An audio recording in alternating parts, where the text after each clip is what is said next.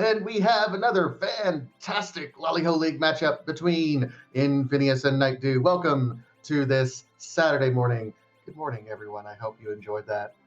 My name's Vitasia. I'm joined today by Smapety. How we doing today?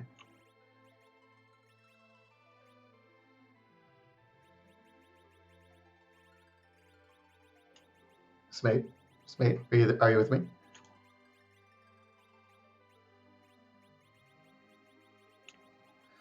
All right, so welcome to our first race so far here in the Lali-Ho League this morning. I expected to try to wake up Smapety with that intro, but who knows what happened. Okay, all right, you got me. I'm awake. I'm awake. Right.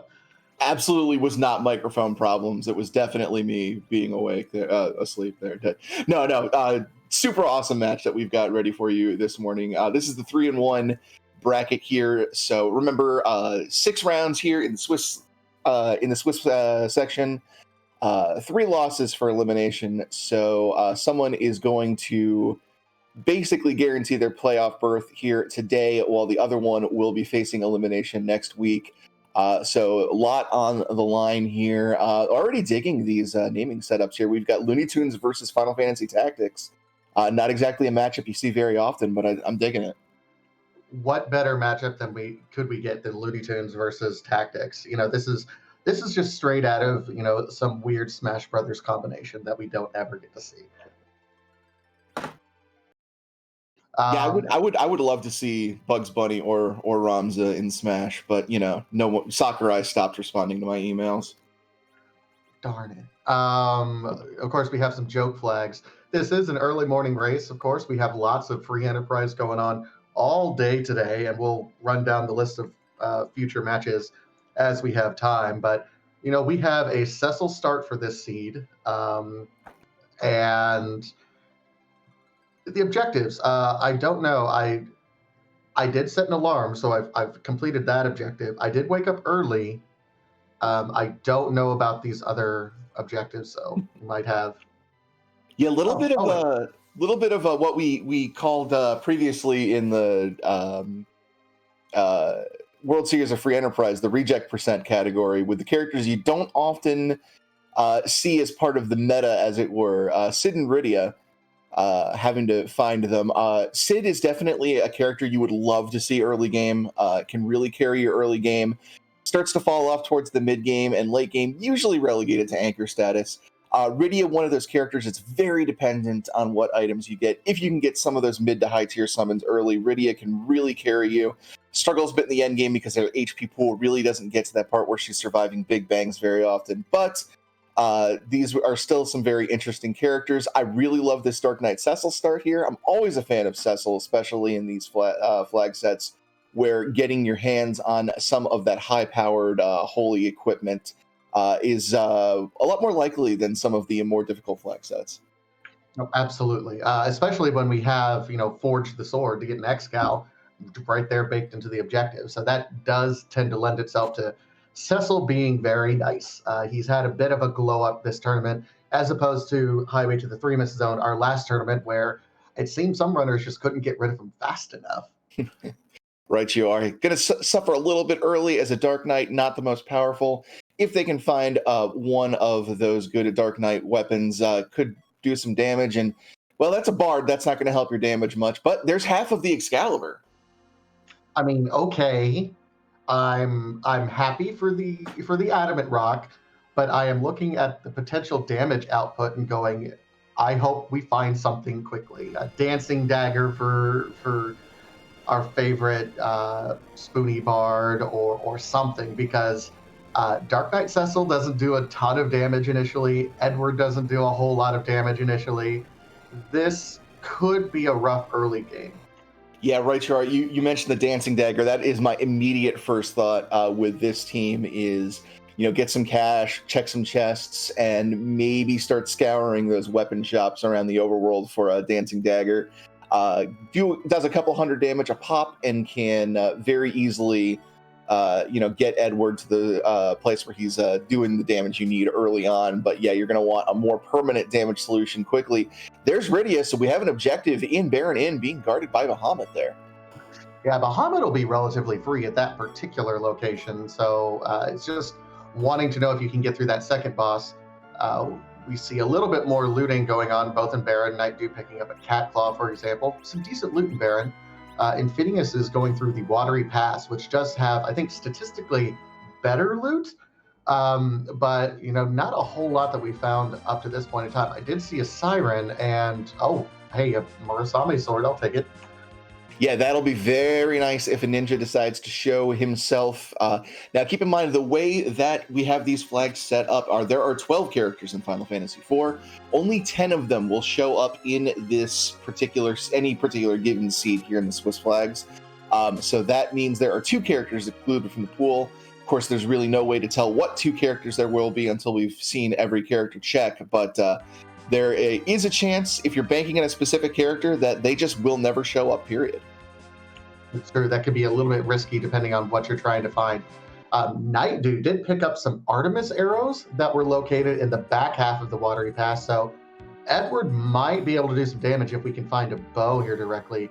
Infinious also checking the character that's in the Kaipo bed, and we do have a Sleeping Mop Fusoya located there, which would be a fantastic pickup if we find the Sand Ruby. Yeah, that's one of those spot checks there that immediately makes the Sand Ruby a incredibly valuable item there. Speaking of valuable items, Stardust Rod in the Damsian basement, that is going to make picking up Rydia a very, very valuable play there. Being able to use that Stardust Rod as an item to do significant AoE damage, plus the plus 15 wisdom on that just makes it a fantastic casting weapon. So if they can get their hands on Rydia, if that second boss in Baron Inn is not too difficult, that's looking very attractive. So yeah, we have some interesting divergence, and then regathering up here on Mount Hobbs. Nightdew went to Damsian to loot the treasure chest, and then didn't even get the hovercraft. He said, "No, I just want the treasures right now." And we have a Dark Knight Cecil that is up on Mount Hobbs with Atella. So at least our 2 boys will be able to survive. Edward, probably not. Yeah, Atella able to throw a Cure 2 out here and keep 2/3 of the party alive. Atella's going to be a huge pickup here with that Stardust Rod. We were talking about Rydia being able to use it. Atella can use it as well. Obviously, his offensive magic isn't that great, but just the fact that he can wield the rod and use it as an item to get that Stardust spell is going to be a big shot in the arm as far as doing damage early in the game here. Absolutely. That will carry you at least through these next couple bosses, possibly even through Mount Ordeals if we need to do that. Infinious looking like he is going to go over and loot, and Nightdew as well. You get that exit mage early, and it does enable you to just dive deeper into some of these locations to get this loot. Both runners going ahead and doing it. However, Aegis is nice. Yeah, I'm actually kind of a fan of that Aegis shield. We saw in a seed yesterday just how squishy Cecil can be in the Zeromus fight without a lot of magic defense. That Aegis shield is a great way to boost that up for him. So while it's not an immediate boost in power, definitely a useful item. So Infinious now diving Antline. Both runners actually diving Antline. But the advantage, there's Artemis arrows that you can throw on Edward. So far, both runners have plenty of Artemis arrows. Nightdew a little bit more thorough in his looting up to this point in time. And so far, that's playing to his strengths because he has much better equipment to get through these bosses. There's an Elven bow as well on Infinious' side. Yeah, that's going to be a fantastic item there for Edward to sort of get him up to speed. Elven bow with Artemis arrows, you are going to have good damage, and you've got that enemy type slaying ability built in there as well. So depending on what boss shows up, Edward could do even potentially more damage.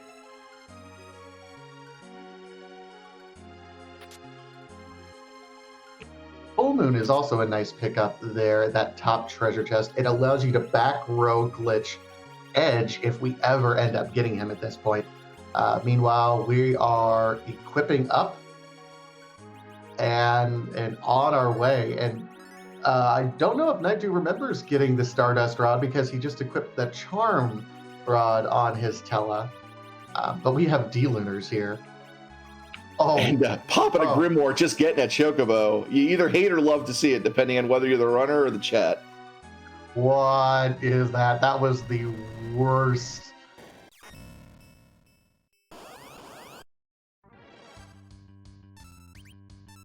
But yeah, a casual 1200 damage there from Eddie, taking advantage of the Artemis arrows and their dragon slaying properties. Very quick fight for Infinious, and gets rewarded with a Twin Harp. We might have some early music here, chat. I mean, not with the damage output of this party. So. Well, relatively early music. I mean, it's possible, yeah. We don't know. We still have some other checks. Personally, I don't know if I might skip Fabul if I'm comfortable with the Stardust Rod to go right to Ordeals. But I'm still wanting to get my Cecil online, honestly, before I start doing any deep dives like that. Just, if anything, because I want Cecil to gain that experience.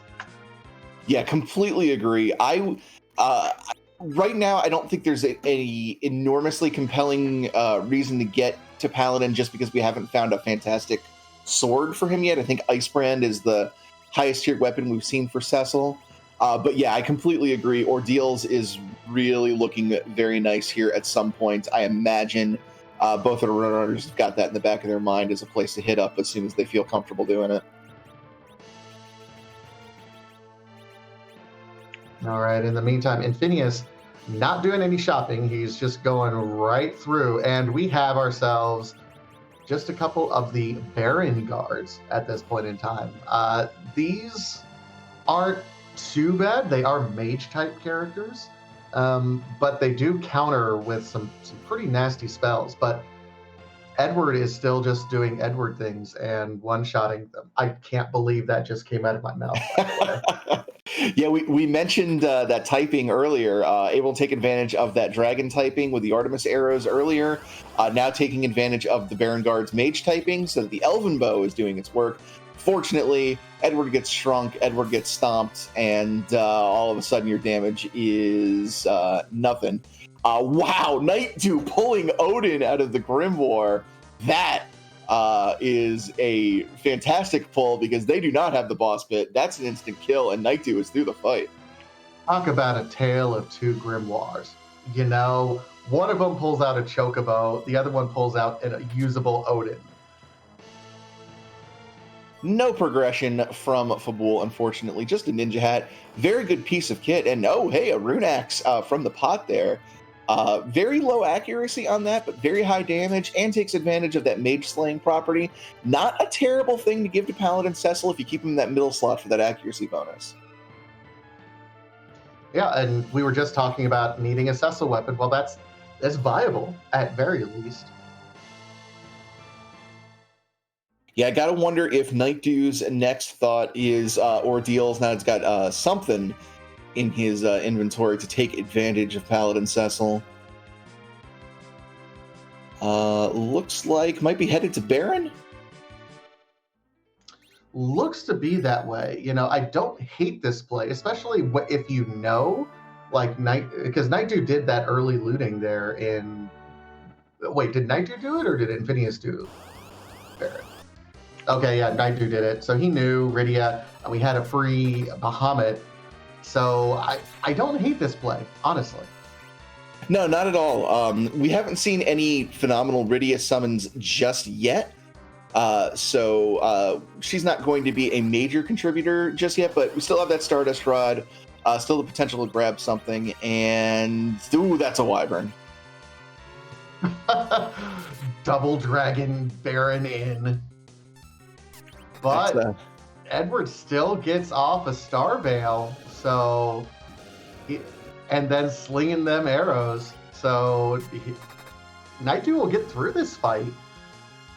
Who'd have thought Edward was going to be the star of the show this early? I have to reevaluate my entire life's perspective at this point in time because I did not see this coming. But Nightdew is rewarded with the pan and a Rydia. really showing how it's done and pushing things to their limits up to this point in time. First one with an objective. Uh, I gotta think Ordeals before Twin Heart, but I mean, Nightdew might be a madman here. Yeah, I really love grabbing an early pan in these seeds. You get so much value from that pan. In this case, it's you get the item check from Sheila, you get the item check from the Sylphs.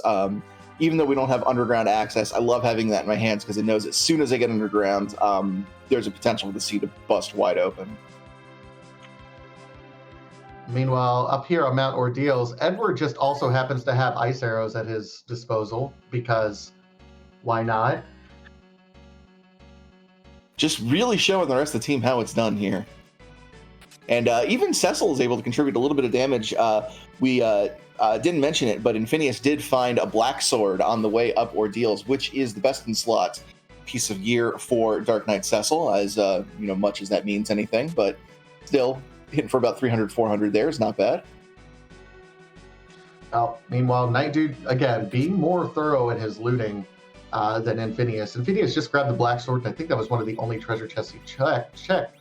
Nightdew also finding a lightsaber on his way up, by the way, just in case we wanted it, in addition to the black sword, and a silent staff, which if you eventually want to put a staff on a healer, that'll absolutely do wonderful work. Yeah, lightsaber, not the hypest of Cecil weapons, but definitely a solid one, and going to make this run up Ordeals all the more valuable in the end.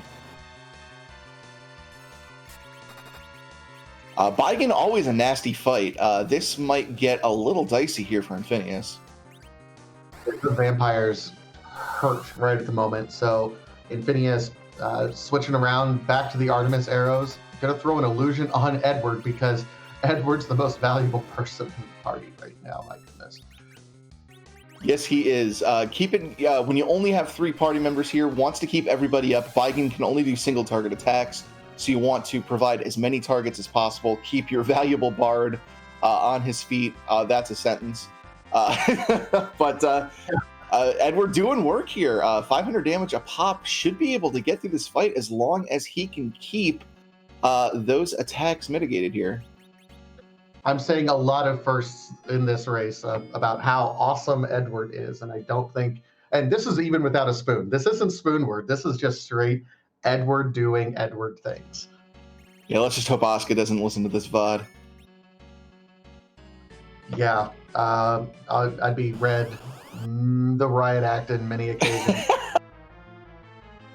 And Infinious is through. Tello remains on his feet. That's all you need. And we are through to the Kluya Shrine on Infinious' side as Nightdew goes into the Baigan fight himself. I gotta wonder. I haven't seen Nightdew use the Stardust Rod at all. Is he equipped with it? Does he know he has it? That's a good question. I see it there in his inventory.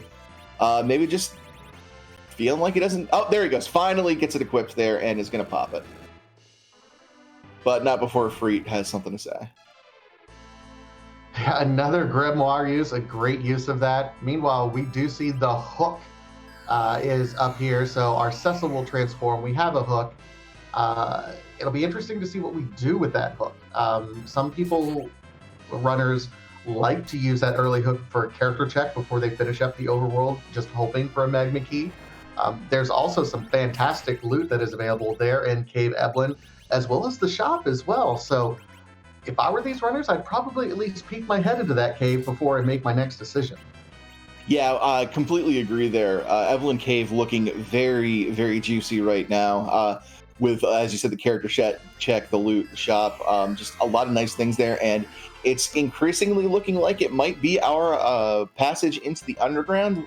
So, that hook is a big find here. All right, Nightdew now through the fight. And honestly, this is a one part rude, one part nice place to find Mom Bomb. Just, it takes a little bit longer, but you're really happy that Mom Bomb isn't going to be in a ruder spot a little bit later. Boy, I have not seen this much Grim War use in quite some time, but it's been fun seeing all of these summon animations we don't get to see very often. All right, on Infinious' side, Cecil is online. Tella is now online as well. Great decisions are needing to be made at some point. Now, the difference here, Nightdew with the pan, because he's already taken out the Baron in at this point in time. So that's just a fantastic pickup. Also know that that's our Rydia, which is our objective 5. It'll be interesting to see if Infinious checks that first or if he's going right to start turning in this hook. Yeah, that's going to be a big decision here and a potential divergence here for the runners, just because, like you said, yeah, Nightdew got that information early. Infinious skipped over Baron, went immediately to the waterway, but it looks like he is heading over to Baron. Yeah, so he is going to find that Rydia, pick her up, and get onto parity with checks here with Nightdew.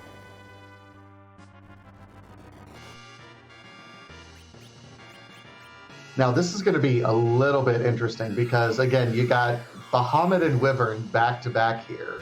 When Nightdew did it, he had lower agility characters. He didn't have quite the experience. I'm at least a little concerned about how he's going to handle Wyvern, if he's going to be able to get off a Star Veil at this point, because Cecil's sitting in that middle spot with all sorts of gear now. Yeah, it's not a terribly fast spot, but it's always up in the air. If you're going to be able to do, okay, yeah, Edward does get the Star Veil off, so looks like we should be in the clear here for Infinious. Cecil gets it as well. So yeah, this should be just a matter of course now. Yeah, hitting that with those Artemis arrows, Wyvern should not be long for this world.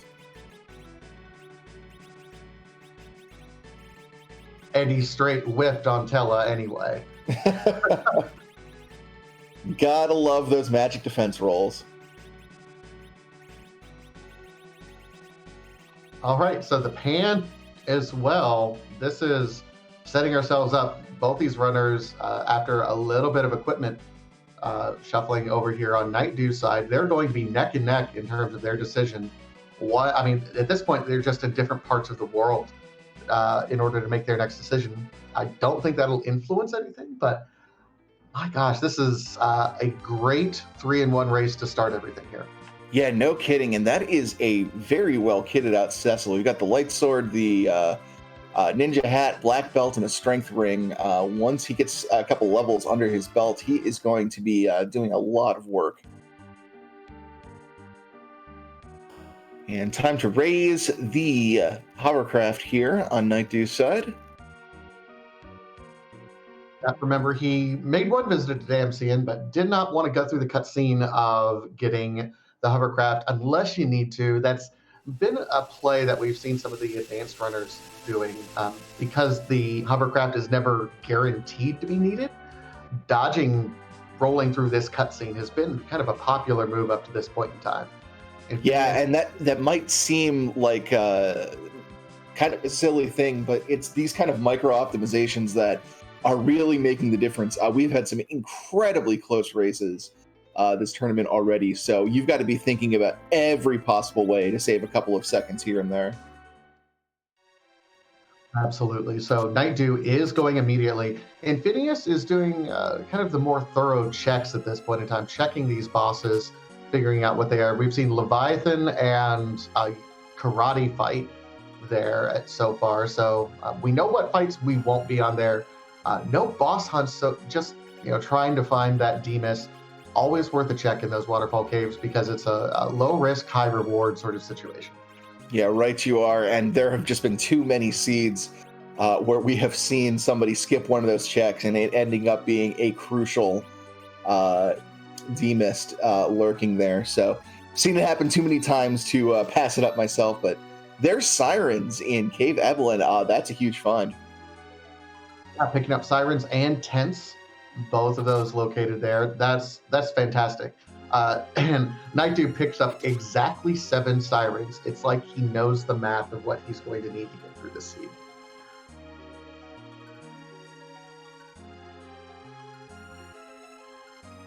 Yeah, Nightdew perfectly illustrating just how contentious this match is going to be, because he's going to be sleeping intense. Boo. Okay, that's fine. That was pretty good, actually. No, it really wasn't. I tried to force it. Picking up some other checks. This is, Cave Evelyn, as we mentioned, has some fantastic loot. It's a gated area, and hi. We remember how he's the star of the seed so far. Why not take another one? We accidentally summoned second Edward. I feel dirty. Unfortunately, I don't think we have a second stack of Artemis arrows and another Elven bow to have two amazing bards online. But definitely an amusing find, if nothing else. And now the looting begins. Nightdew going to check. I haven't seen any hourglasses, so he's going to have to just power through or reset out of whatever trap chest we end up finding. There is one trap chest to get through here. I would imagine not necessarily comfortable with everything right at the moment. Yeah, it did just say finds that trap chest in the middle of that room of 3 here. Looking through his inventory, might be looking to give this fight a chance. It is a significant amount of experience if he manages to get through, but those Stalemen have in the realm of about 2,000 HP each, so it's a lot to get through.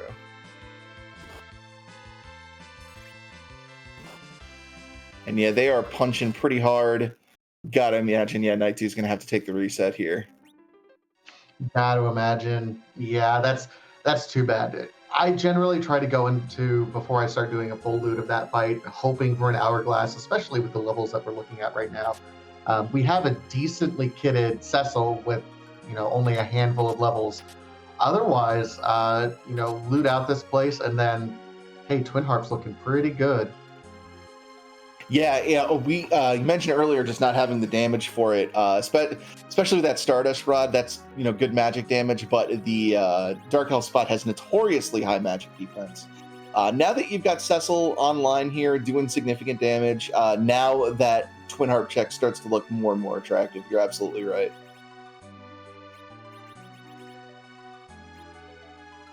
And here is Infinious's take on it. He's got Cecil in the back row, so might be able to do some cover shenanigans here. Keep that Tella alive in order to do the magic damage you need to get through this fight. And yeah, looks like might be able to here. Attacking Cecil with Edward. There's the Ice 3, and yeah, we are through. So Infinious is going to get some trapped loot here. Nightdew, meanwhile, is diving further. Just a coffin, and I say just a coffin, but that's actually kind of a nice pickup that'll allow you to crack one of those sirens early once we get into the underworld for some fantastic experience.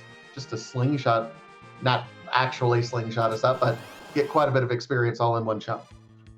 Yeah, haven't seen that any coffins in the shops yet.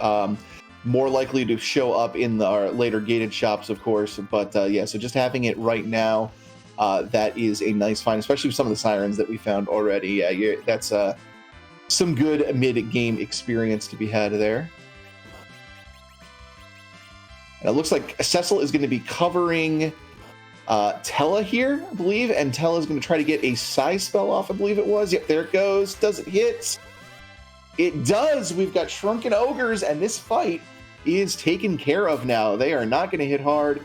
Nightdew can just clean this fight up and maybe even get some life glitches out for extra experience. That's really, really nice. Absolutely. Trying to get at least Rydia up at this point in time. Looks like we'll probably be keeping that Edward down, keeping second Edward as an anchor while first Edward continues to do work.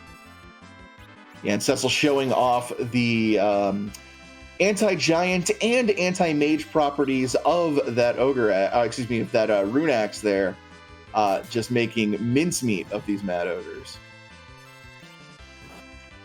Sometimes I feel that's half of really what separates the good free enterprise runners from the great free enterprise runners.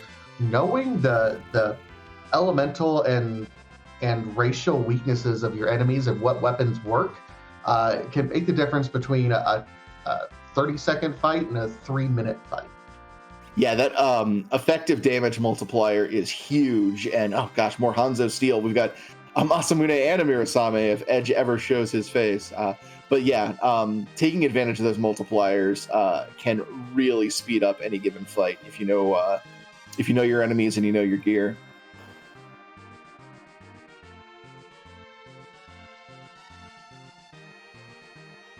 Meanwhile, Nightdew continuing on, picked up some fantastic experience. Still a little bit tight, just depending on the bosses here. Level 15 for his Cecil and 20 for Edward. This is a very low level party. It'll be interesting to see how he gets through. If anyone can get through this, though, Nightdew and Infinious are both some top tier runners. This will be interesting to see how they get through. Yeah, right you are.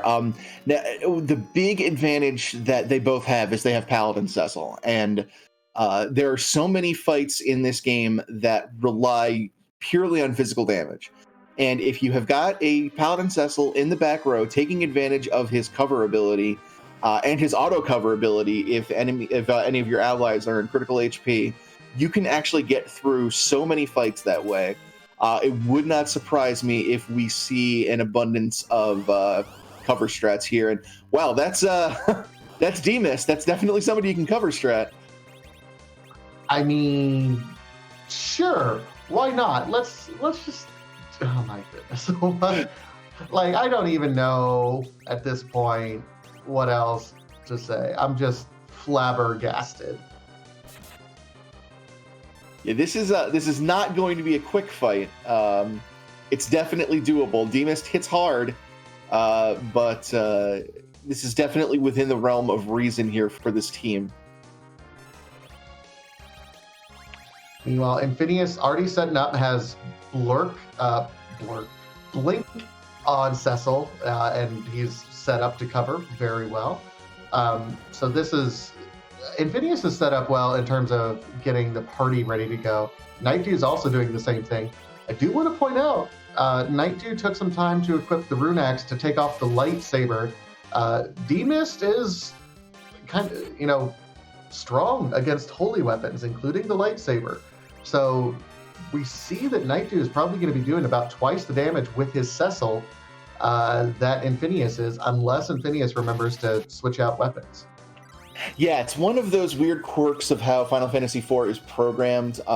There isn't necessarily a light-darkness element. It's just there's sort of like a switch that gets flipped if something is strong against light, it's weak against darkness. The idea here was to make D-Mist weak against Dark Knight Cecil's attacks so that Dark Knight Cecil in the vanilla game is strong against it, but that means it has to be strong against light in return. And while you normally don't have access to light damage in the vanilla game, when you do here in the randomizer, that is a difficult weakness to get around if you're relying on Cecil for holy damage.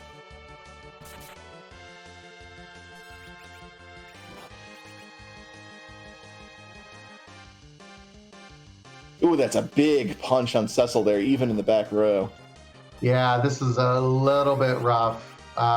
Cecil's casting healing on himself, while Tella's throwing fire threes and viruses on these two. This is a surprisingly difficult spot for the D-Mist. Again, low-level parties right now, but you're just trying to get through. At 3-1, a win, and you're in. I can understand both these runners taking some risks here. Yeah, and the one saving grace is that it's the D-Mist fight. You do get several turns while it's in mist form to sort of patch up your party here with the limited healing that you have. Again, pulling out all the stops. You got the Paladin casting healing spells. Not something you see very often. Nightdew is through, though, and is going to move on to the second fight here. Yeah, it's either... no, that's not Rubicant, because we've already seen Rubicant. So we know this is going to be an Elements fight at this point in time. So prepare yourself for Mylan Z right off the bat into a Rubicon. Absolutely safe at this point. Also, very nice that Elements Fight is still going to give us a full refill here. Yeah, I have spent many a cabins before going into this fight here, forgetting you get the free heal. Save yourself some time. Don't heal before this fight because in the vanilla game, Rubicante is an honorable soul, and we'll make sure that you're patched up before you fight him. One thing I am a little bit surprised about, though, is both of these runners felt compelled to dive hook early as opposed to checking the Twin Heart. Granted, it's not a fantastic party for that particular location. You can't rely on Tella's magic because of that high magic defense spot, but honestly, I would have expected at least someone to check that before diving hook. But we have both runners diving hook anyway. Yeah, it could be a case of each runner trying to eke out whatever advantage they can against the other. Could also be that pan burning a hole in their pocket. They're feeling really compelled to get it checked, to get all the checks that you can get out of that pan.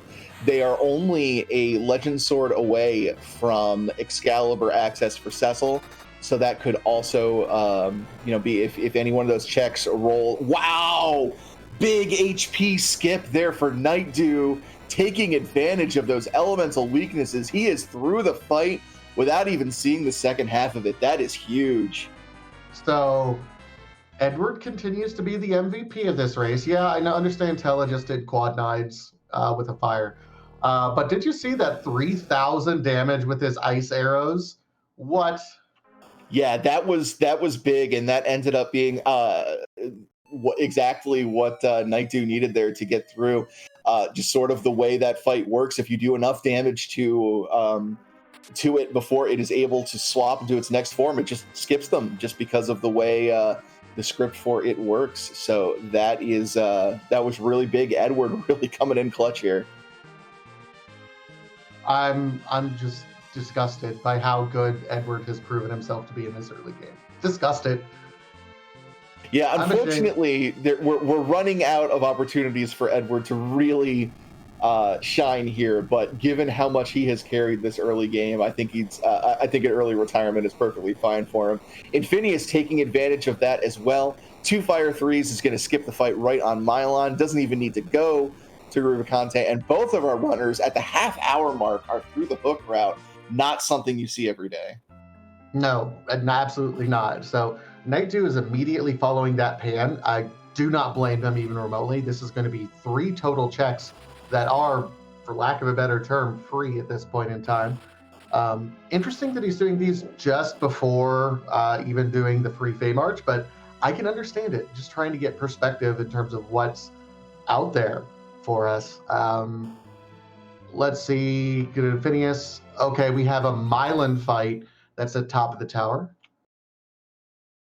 And yeah, a lot of runners like to go to that Fey March to get that free check in the chest here. But yeah, when there's so much potential on offer here from the pan, and yeah, there you go. That's an objective right there from Yang. That's the Pinktail pan already paying off, and we still have 2 checks to go for it.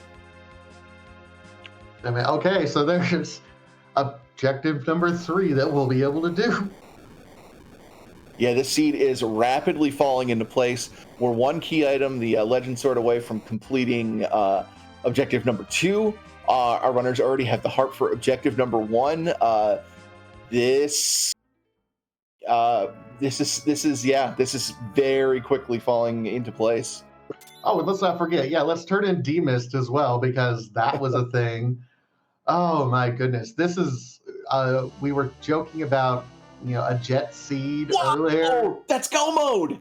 Well, no, it's not quite go mode. We do not have moon access, but wow. What?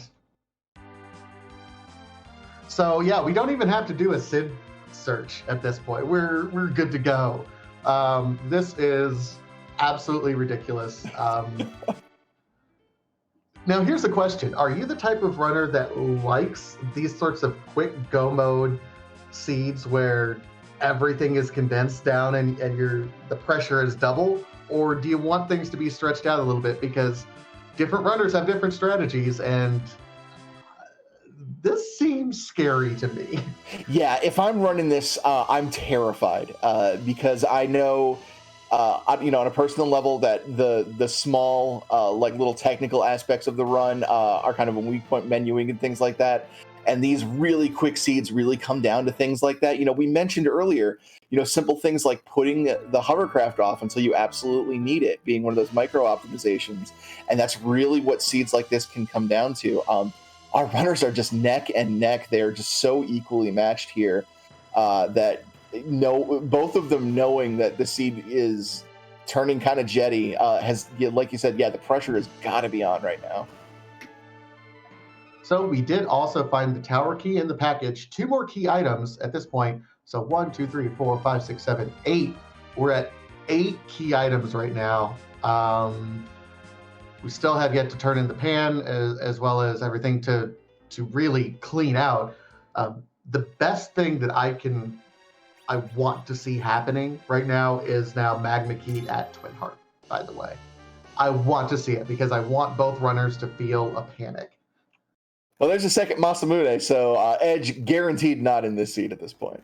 No, just give up. Sell it. Yeah. Assert dominance.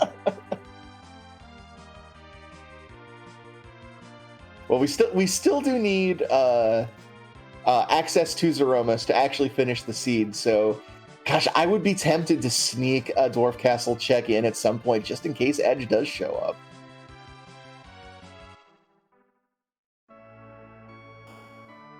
So Nightdew now going in smartly saying, yeah, let's get my Cecil a little bit better of a weapon before we have to go and almost rely on him for the Twin Heart fight. I like it.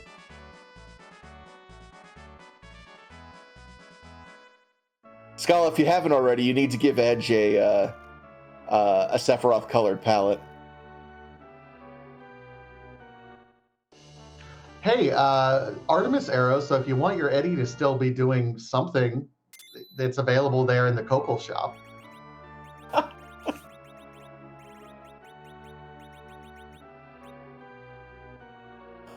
Oh my goodness. I was not prepared, chat, for this kind of race this morning. I don't know. Okay, so we do still need our access to the moon. So let's start. What's the first thing you do? Do you check the freebie or you check Twin Heart, because obviously you have to do that one right now. But if darkness is here, do you immediately go and you're like, okay, well, I'm grinding? You gotta. You've got sirens. You've got the power that you need. The one thing I'd be worried about is reliable healing. I don't think we've seen Cure 3s yet. But other than that, yeah, I got to think head to the moon, and maybe you'll pick up a white mage on the altar. But yeah, if this is the darkness crystal, I got to think the moon's the play. Well, think of it this way: if it's the darkness crystal, as we get the Twin Heart, we're also going to get the crystal, which 9th key item, darkness crystal, 10th key item. So. I'm saving my grind until I have to grind at this point in time because I'm so close to the 10 key item mark. Yeah, right you are. Chat also pointing out, we have 2 Eddies. Do we want to do Eddie strats for Zeromus if this is like the pass? Do I want to do Eddie strats? Absolutely not. Do these runners want to do Eddie strats? I think they're in a much better position to want to do so.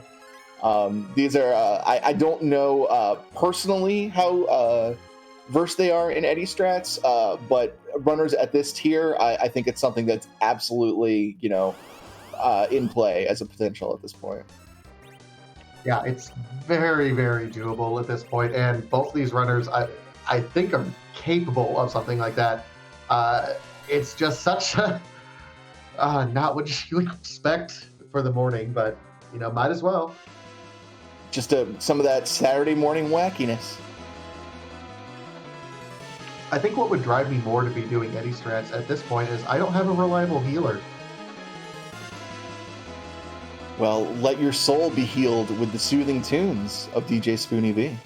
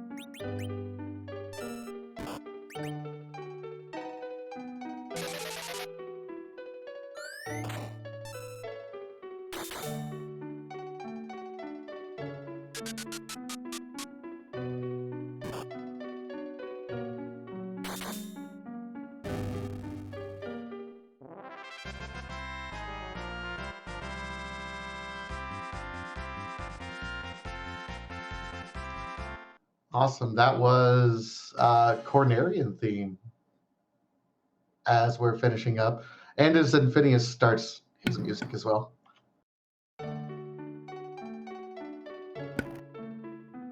I'm sorry, interrupting the music to say, "Are you kidding me?" What? Hey, let's just roll out everything that we could possibly need. Did we find a? Oh my goodness.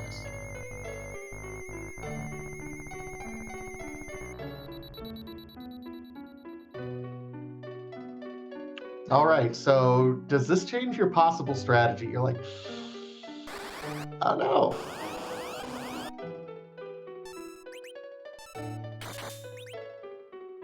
Frankly, if we can find an Asura, I'm fine with Rydia being my healer at this point.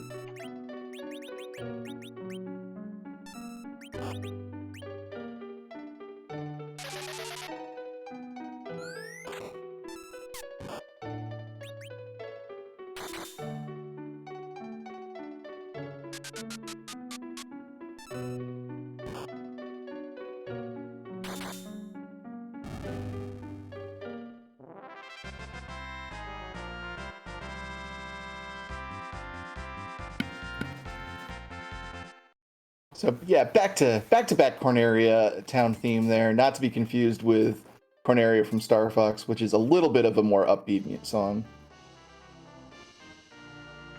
So selling the Excalibur because yeah, we have a crystal sword now. And by the way, there's Bacchus wines available in Dwarf Castle in case you just, you wanted to zerk up your Cecil. Yeah. I'm just imagining that Andy from Toy Story meme, but he's got Cecil's face and he's dropping the Excaliburs, and I don't want to play with you anymore. We have that, and enough arty arrows that both of your Edwards could at least be doing a little bit of damage to start off with. Yeah, I'm only worried about healing at this point, and I think both of our runners are too. Yeah, like I said, we have not seen Cure 3s. Do not have a dedicated healer. Do we have Asura on Rydia? I can't remember if we found that or not. I don't think we've seen it up to this point in time. Yeah, no Asura. Thank you to Xenocat doing the tracking behind the scenes, keeping track of everything, because, we're commentators. All we get told to do is talk. We don't actually keep track of anything. But yeah, if we were to find an Asura, I would be comfortable with a Crystal Sword Cecil and Asura for my healing. Like, that's powerful enough, and the seed is jetty enough that I would be very sorely tempted to make that play.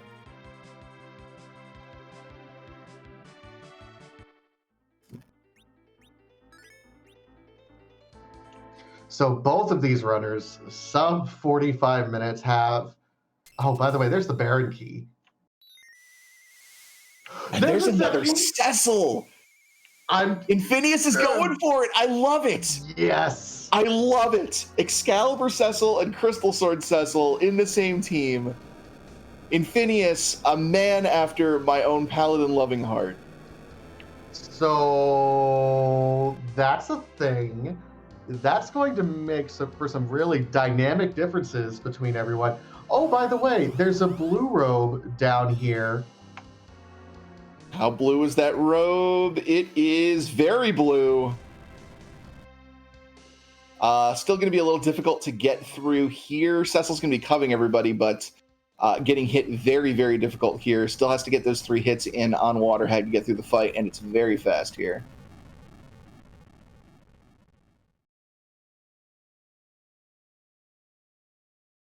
Cecil's down. Need 2 attacks in here quickly, and doesn't look like we're going to get him.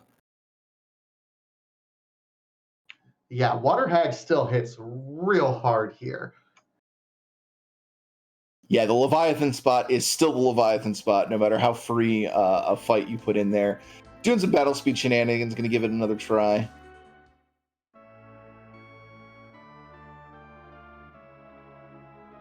At this point, Nightdew is just looking for his zero miss access, not doing any sort of grind. Infinious, on the other hand, not comfortable with his party, wants to get that party comp set up. Second Cecil, yes, I'll take that every day of the week. Yeah, when you've already got the holy hardware on hand to give him, that's just too good an offer to pass up.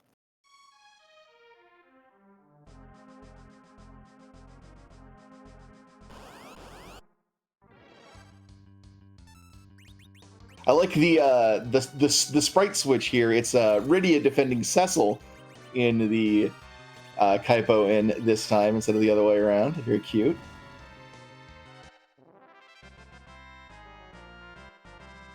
All right, Cecil goes down. Can they get another attack off? Tell it with the boop. Okay. Yeah, Edward's going to get some levels, which I know wanted to avoid.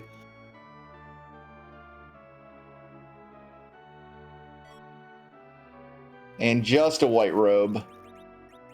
Not particularly useful right now since we lack a white mage, but Nightdew's going to hang on to it. I mean, let's not forget the levels that he got. And levels are going to be important at some point. Oh no.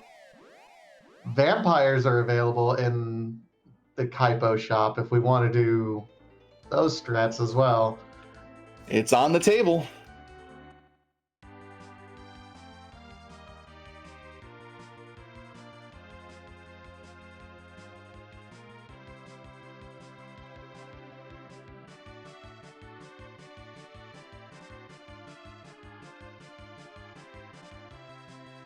And Infinious is going to be heading to the Fey March now with 2 Cecils in tow. And Nightdew decides it's omelet time. Yeah, this is kind of a good time for Nightdew. He's got 10 key items, so he's committed. This is his party.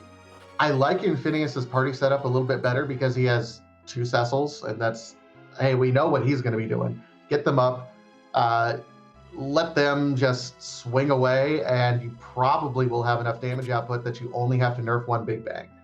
Right, and we do know that there are Cure 3s at this point.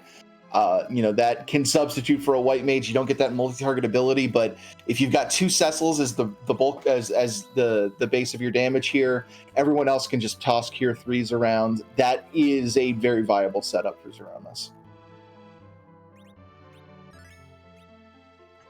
Welcome everyone who's just joining us, and good morning. This is a live seed here on what is at least Saturday morning here in the United States. But hello to everyone outside the world. We have a very, very fast race going on so far. We have Nightdew versus Infinious, both at 3-1, both already in go mode, just kind of looking for our way to Zeromus at this point in time. We've, of all things that we got so early on, just this seed has been so friendly. Yeah, this has been one crazy seed so far. We had 30 minutes hook routes from both runners. Completion, very quick go mode. Like I said, just looking for that Z axis. This has been a really, really interesting one. Robert Tito asks, has there been a sub 1 hour seed yet? Not in this tournament. I don't want to spoil anything, but um, we have come close in the tournament to getting close to sub hour. Sub 110, absolutely. But we've not yet seen a sub 1 hour. It takes kind of a very particular setup. This might be doable with this particular setup, but we'll have to wait and see once we get to the end here.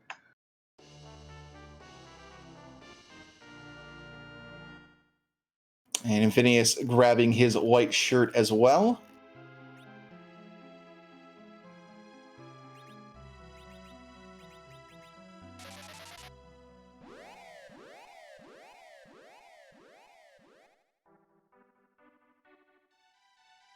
So the question becomes, where do you go next to hunt for our access?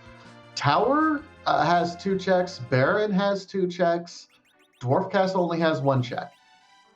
Where would you go if you were running this one? If this was before I had done my grind, I'd go Dwarf Castle just to get another character check in, see if I might have an easier time with, say, a white mage, or maybe even getting a 3rd DPS with an Edward that could show up with the steel we've gotten for him. But since we've already done our grind, Nightdew heading to the tower, that would absolutely be my play as well. 2 checks relatively quickly back to back here. I think this is definitely what I'd be doing as well. I mean, I like both checks.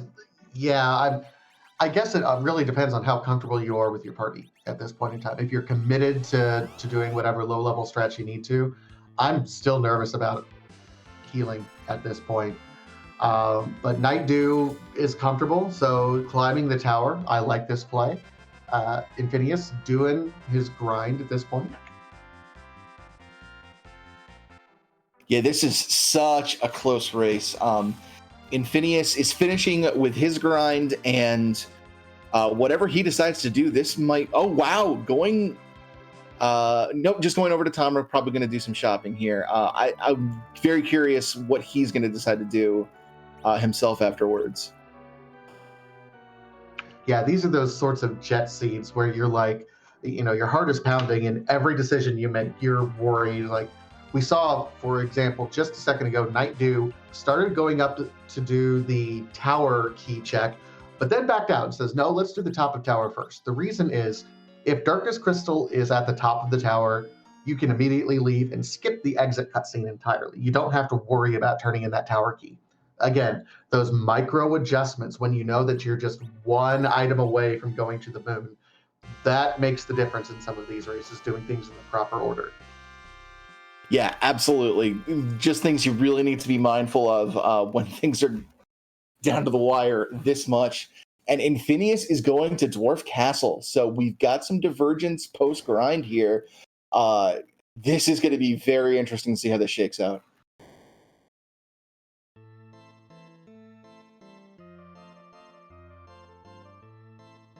All right, so King and Queen Evelyn. So we have a free fight, although... Okay, you just let this one play out because I think that your damage is probably... his damage might be high enough. Yeah, this spot does have a lot of HP. Keep in mind, this is where you normally fight Calcabrena in the vanilla game, so you have the combined HP of all of the dolls. So this spot actually has more HP than the second spot, so this might be one where I think we're going to have to see the whole cutscene. I mean, we say that, but we got Crystal Sword and Excalibur Cecil, and they're both going burn.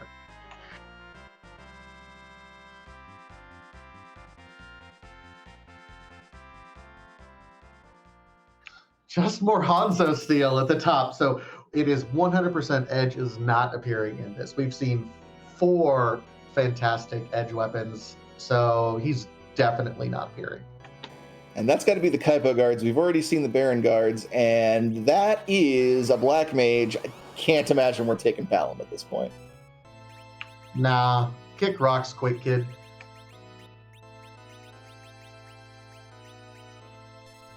And there's a turtle in the Super Cannon room. If you got to find him in your seed somewhere, that's one of the better places to find him.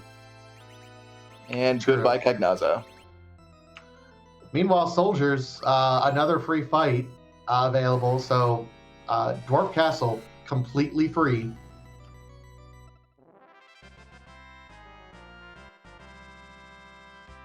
Okay, this is going to be a enormously vital check here for Infinious, whatever this key item is. It's a cutscene, but it's a bit of a gamble going in here. Remember, he had Baron and Tower Key, so he opted to try to refine his party a little bit more with one key item check versus two key item check locations. It's a bold move and one that I can certainly understand why he made it. It's just a different check than Nightdew. The first real divergence we've gotten. Otherwise, they've been kind of on each other's heels at this point in time. Yeah, this has been a seed of complete parity between these two runners up. It's like, that's Darkness Crystal, that's go mode for Infinious. Woo! Oh, you happy to see it. Absolutely. He still needs a little bit more of a grind, but you also have party members that you might find up on the moon as well. That's significant for Infinious. It's looking very, very good for him. Yeah, this has got to be something big for Nightdew to stay in this race. It's the pass! What is this? Are you kidding me right now? Oh, never. Oh my goodness. For the briefest of moments, things swung to Infinious' side huge, only to be stripped right back by Nightdew. Both runners in go mode. Nightdew has immediate access to Zeromus. Infinious has got to go to the moon. This is close. My goodness. And two different ways into the, to Zeromus as well. Infinious, it looks like going to go pick up some more sirens that we know are in Cave Evelyn so he can do his grind on the moon. Nightdew says, YOLO. Yeah, Nightdew already done the grind, level 46, 45-ish on his characters. That's the sweet spot for Zeromus here with this team setup. Gonna go for it. Yeah, pass shortcut versus two Cecils.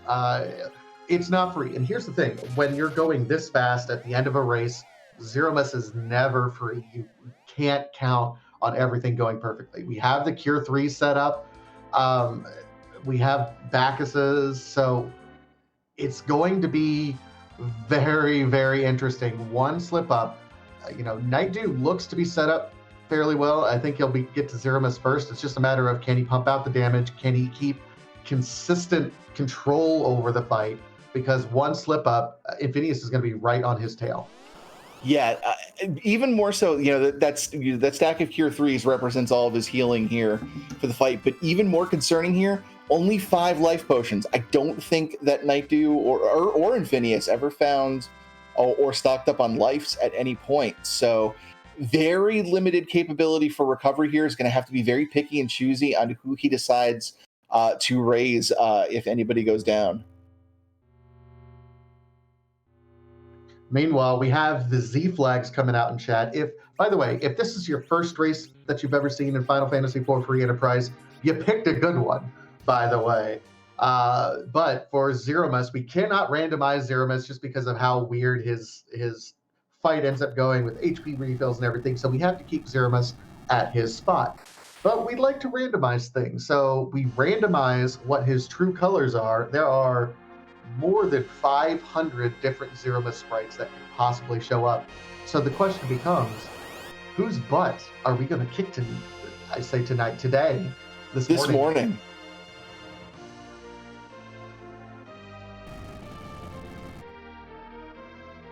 Child Rydia, 2 Edwards, a Tella, and a Crystal Sword Cecil. This is one of the more ridiculous Zeromus fights I think I've seen, but it's doable. We mentioned earlier kind of a throwback to that reject percent category, but Crystal Sword Cecil kind of throws a wrench into that.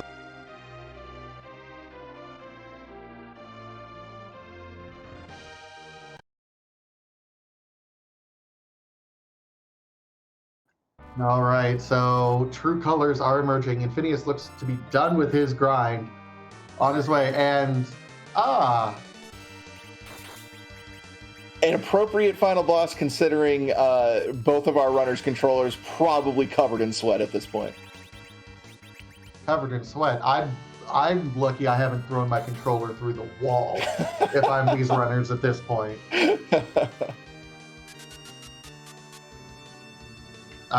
Chat pointing out that Silk Web got buffered initially, so you had to cast the second Silk Web. You want to get the slow off you can. There is the counter nuke, taking Rydia out. I don't think we're terribly sad about that. Yeah, if anyone was going to get hit by that Rydia or that middle Tella, honestly, anybody but Cecil at this point would be a perfect target for that nuke.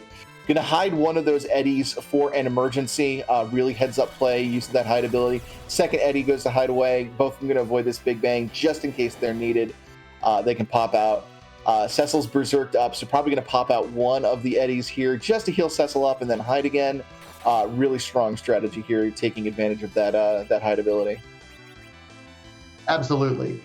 Eddie pops out, throws a Cure 3, goes back into hiding. This is really top-notch strategies. One, as you can see, Crystal Sword Cecil is doing all kinds of work right now. That's all you need in terms of damage. He's doing fantastic damage.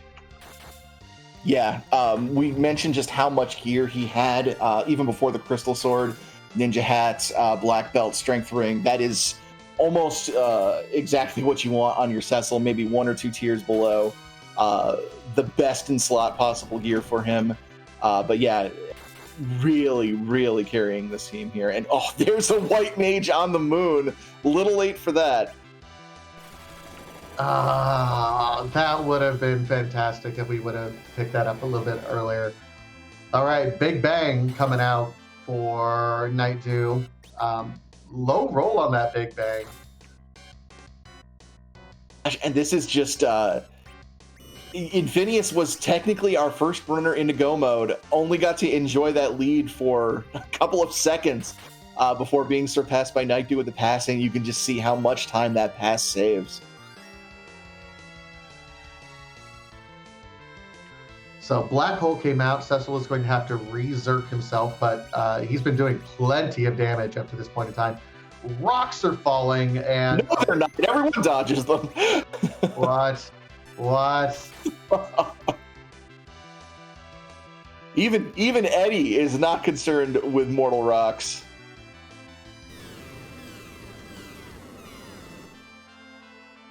All right, gonna take a little bit of damage here.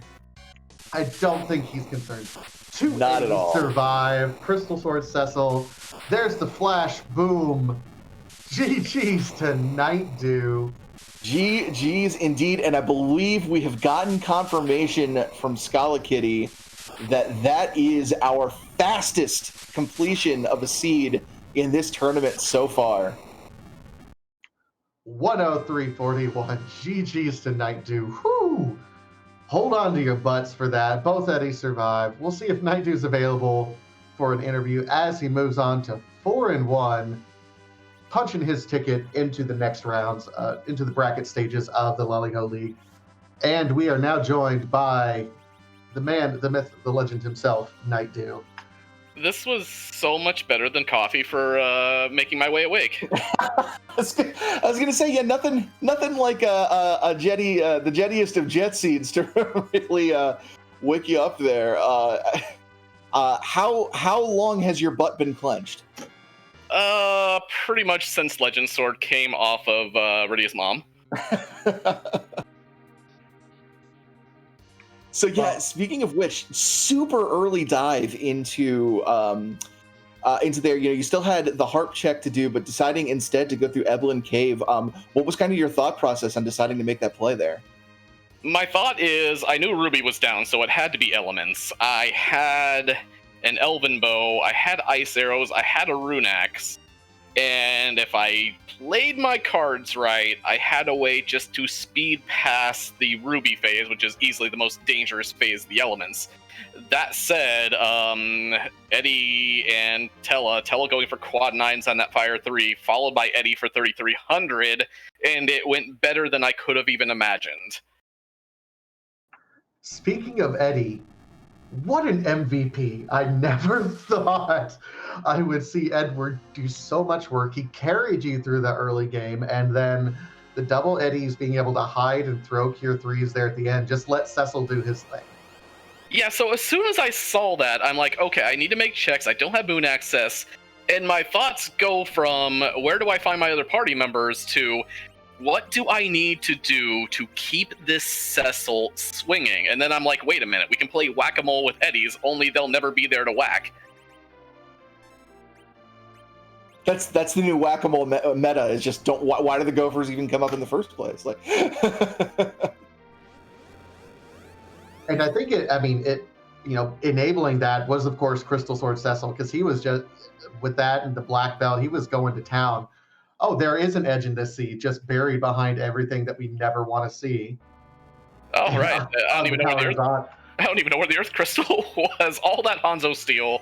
I think I sold some of it for money that I didn't even need there. But yeah, it was. I was kind of clenching there because I was like, okay, wait a minute. Well, I don't really have that many curatives. I do have 2 elixirs in my pocket, which stayed in my pocket, and pretty much that was all I really would have needed with that Crystal Sword Cecil. But those Cure 3s gave me so much peace of mind.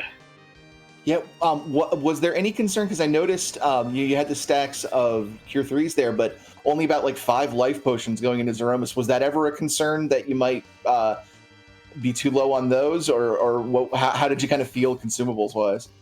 Not especially. I knew that Rydia and Tella really weren't going to... I mean, Tella's going to contribute his anchorness to the fight, and Rydia wasn't high enough level for anything. I mean, I kept her around waiting for some of that. You know, if in case it wasn't a jet seed, it was.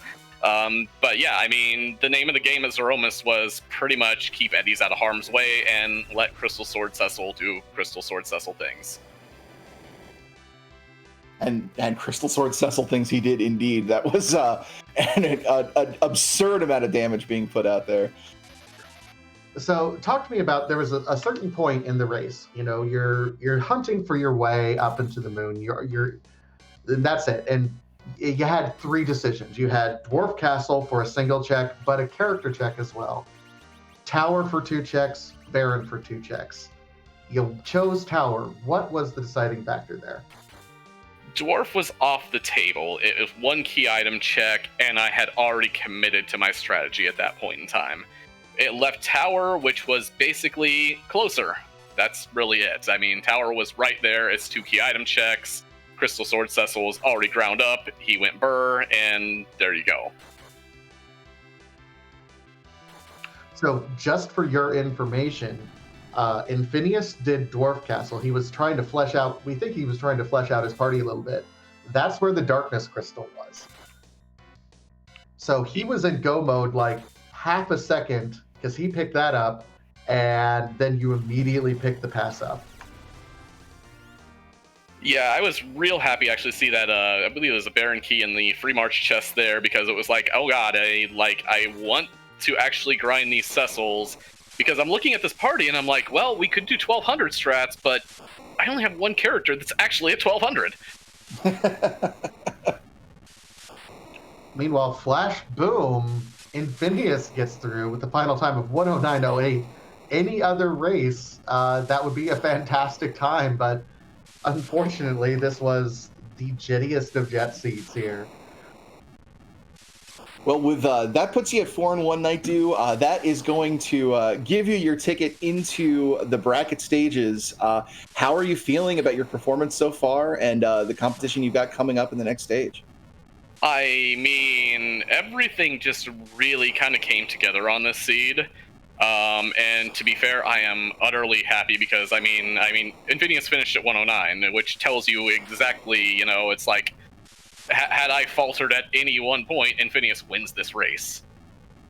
So, I mean, yeah, this is definitely a huge win, and avoiding that gigantic minefield at 3 and 2 right now is extremely nice. But yeah, Infinious is one person I would not want to see in that 3 and 2 minefield, and yeah, I'm just weight off my head. I mean, I'd really love to go 5 and 1 as well. So, you know, we're still throwing it all out there in next round, but I mean, it's a good feeling not having to worry about elimination. Yeah, I imagine it is. Well, awesome performance today. Fantastically run race, and on a personal note, thank you very much for the quick finish. So those of us that woke up early can catch some more sleep here in a little bit. I've got got time to go back to sleep before work now. This is awesome. Get yourself a nap in. Well, thanks so much, Nightdew. Awesome performance here. Congratulations on the fastest completion we have seen so far in the Lali-Ho League, and best of luck with your next week match and the bracket stage. Thank you very much.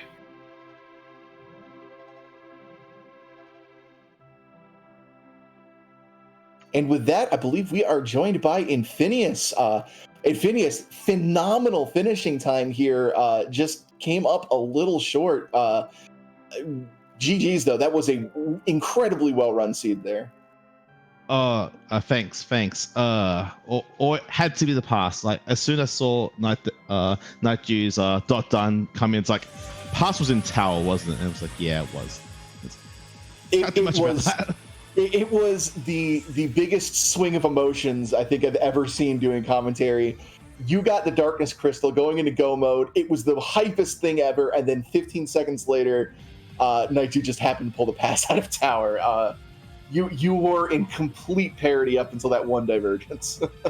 Yeah, I know. Like, I don't know. I still think that I actually did want to see because I also didn't know if there were Barkus ones for sale. So that was why I prioritized looking for White Mage. So that's why I went to Dwarf.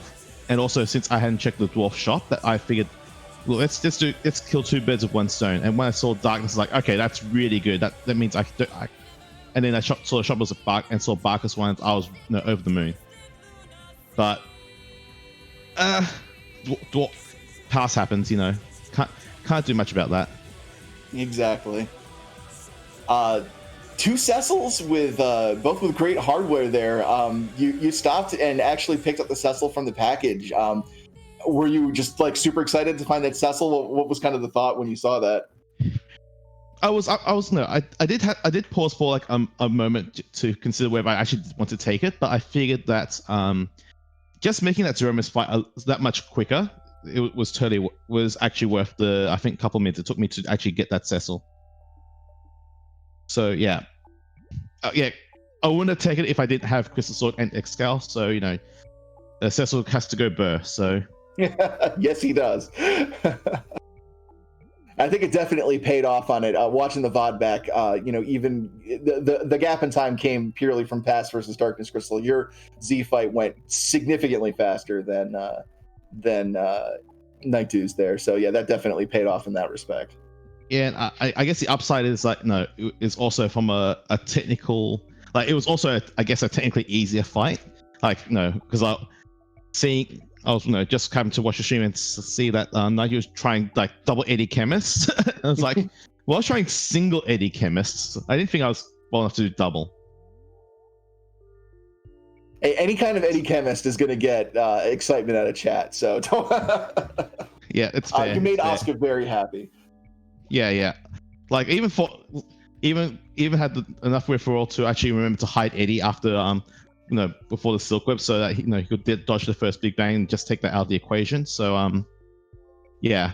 Oh, look, I can't do much about that. I think that I made a few like errors here and there that could probably cost me a minute or two, but honestly, I think if I'm going to lose to basically fighting my opponent fighting past and me fighting Darkness, and I can't really. I could just shrug my shoulders, and say, all right, I'll try again next time. Yeah, just a single thing there. Yeah, absolutely nothing to be ashamed of whatsoever. No, absolutely. So you move on to 3 and 2. Welcome to the wonderful shark pit that is the 3 and 2 round. Anyone here looking forward to or not looking forward to facing in the next round? Honestly, I figure that there's going to be too many tough ones out there. So I just got to I guess cross my fingers and hope I get luckier than before. I think I don't know, all my races in this league have been, I think none of them have been wins by over 10 minutes either way. It's been kind of interesting like that. I took a loss to a Stone Dingley because by 5 minutes because he managed to find go mode just a bit quicker by bailing on Moon, and I don't know, it's one of those things where you kind of get frustrated about just getting unlucky there, but it's a rando, so you gotta take the good with the bad.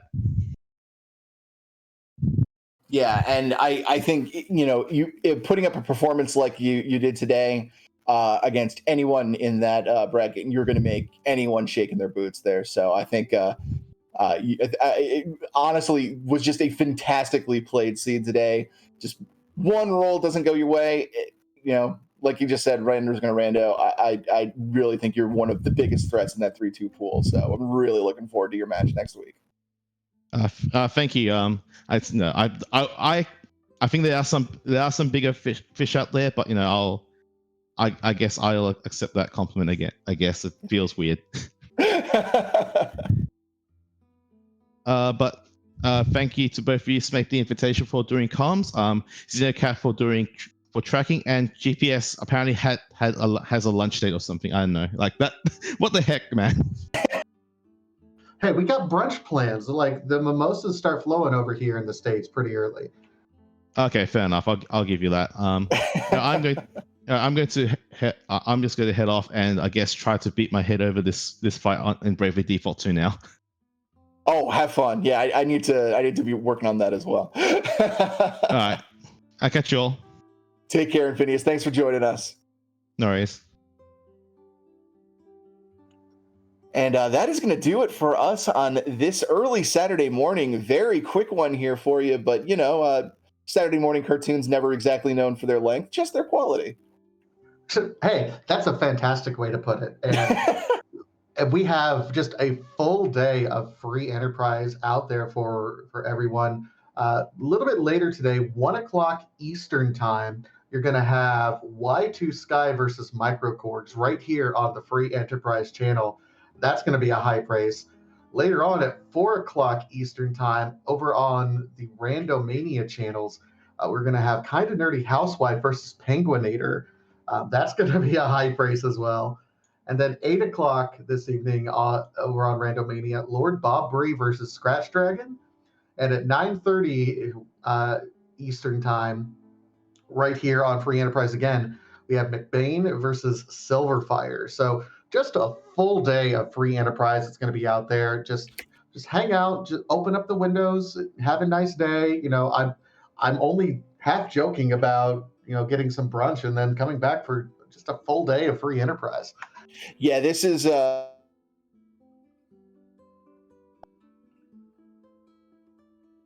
going to be catching all of these races today. Super excited for it. For the meantime, though, we do have some more free enterprise action here for you. Tita Zect is doing a Rosachero seed over on their stream. We're going to send you over there. So show them some love. Please, if you could, refrain from spoilers on the match in case anybody wants to catch the VOD.